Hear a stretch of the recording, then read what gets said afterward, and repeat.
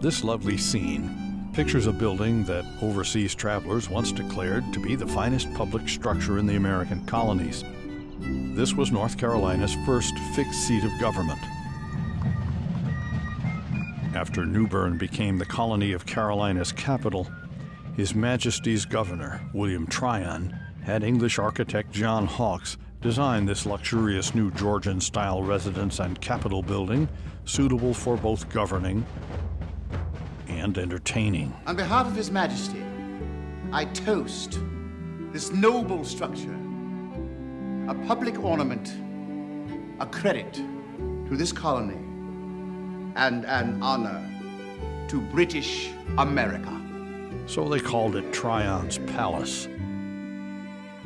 The governor and his family lived there for only 13 months. New York looks more favorable to me now. Before he was called to become governor of the colony of New York. The king has called you to service there? And left the area in June 1771. George Washington visited New Bern,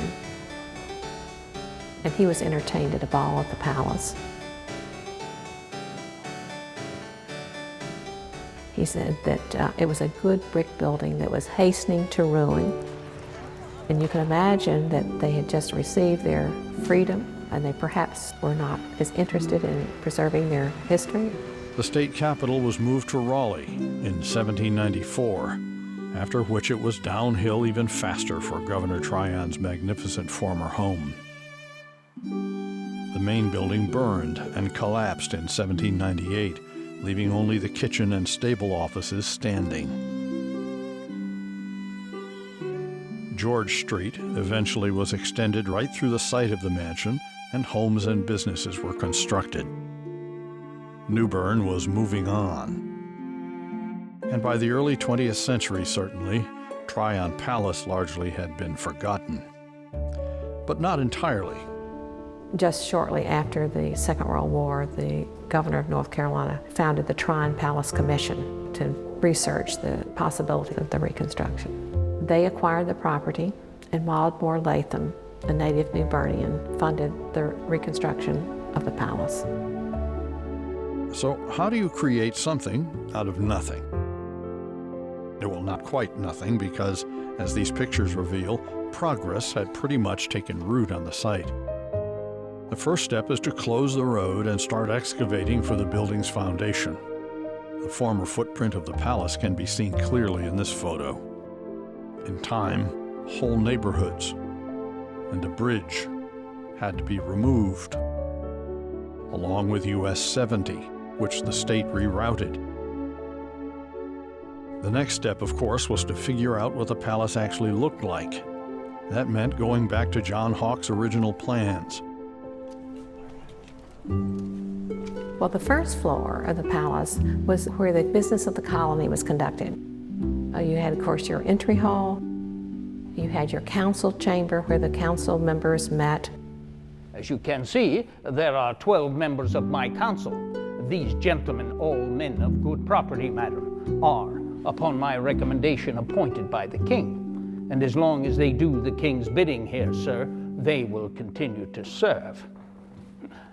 We had a grand ball in here this past December. There was music and dancing, as there always is at a ball.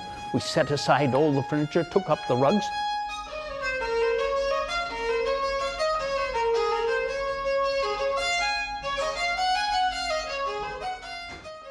A drawing room adjacent to the council chamber is where tea would have been served, quite formally, to family and honored guests.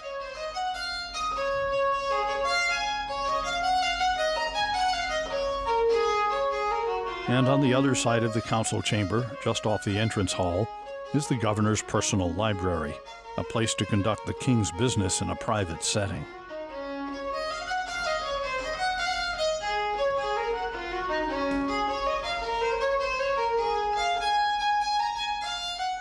But everybody admires the beautiful staircase as well. They should. It's all made out of mahogany, It's called a cantilever type of a staircase where the bottom stair actually supports the stairway on top.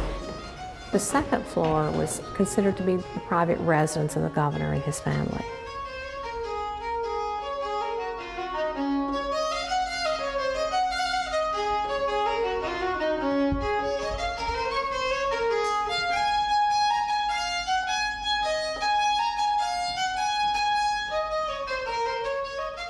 Boys and girls, why do you think food would be kept in the cellar? It's cold here, and things last longer where it's cold. Keep in mind the food is kept here, then taken all the way over to the kitchen office.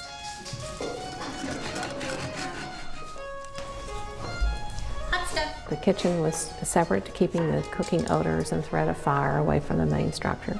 They smell delicious, yes indeed. Food prepared there would have been brought into the cellar, brought up the servants' staircase, placed in the housekeeper's workspace, and then brought into the dining room as needed.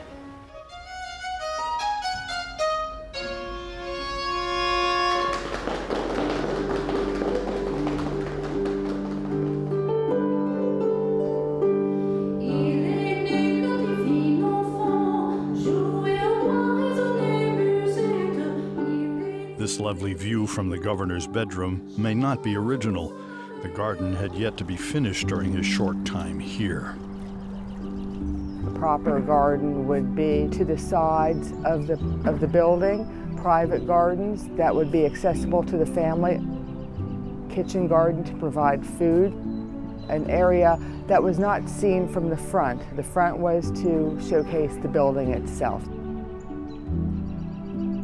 The landscape architect, Morley Williams, he didn't have a lot of historical documentation at that time, so he worked with a garden committee to help implement the design of the gardens. He did study in England and wanted to use native plants, but there was a lot of modifications he had to do for what things would grow in North Carolina. The scene today certainly is worth the trip to New Bern if you would enjoy a casual stroll in a formal English garden. Two of them, actually. It would not be difficult to imagine yourself back in 1770, strolling up the front walk and arriving for a proper English party given by your governor. And there are other sights and sounds to be savored in the Tryon Palace experience, including depictions of common ways of life on a largely self-sustaining late 18th century estate, all right here in New Bern, at North Carolina's new original historic attraction, Tryon Palace.